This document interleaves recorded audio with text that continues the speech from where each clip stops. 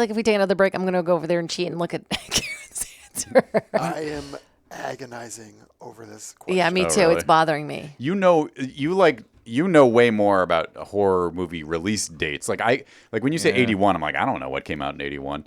But that's the thing. Knowing too much might make it hard for you. Well, I don't. The problem is the ones I'm bouncing between three, and I only know the release year of one. Pick one of them, Garen.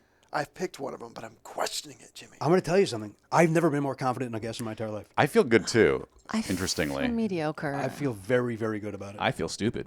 Wait, what about this? What is your favorite horror movie of all time? Like, what's the one for you? What's the Rocky? I mean, technically, I guess it's Jaws, if you want to consider that horror. Some do, Garen. I don't. Yeah, I don't think that's horror. Probably Nightmare on Elm Street. What would you call it then? Just action adventure? Yeah.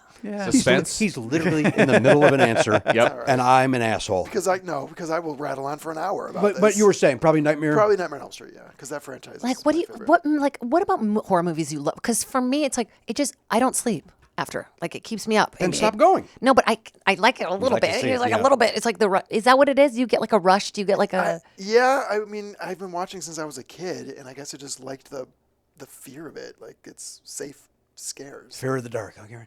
Yeah, Is it now kind of nostalgic too, like because it reminds you of childhood? probably. Yeah. Do you go to those like live horror? Like, like what are they called? The horror house. Horror house or like We've been talking haunted- about. We were trying to pay for him to go to one of those crazy ones, and he can't find anyone to go with I him. did a really scary one on the Queen's Mary, and it was like really scary on the boat. And Yeah. I was on a lot bit of mushrooms, and there was a thing you had I'm to concerned about your drug problem. listen. I do drugs. I don't drink alcohol though.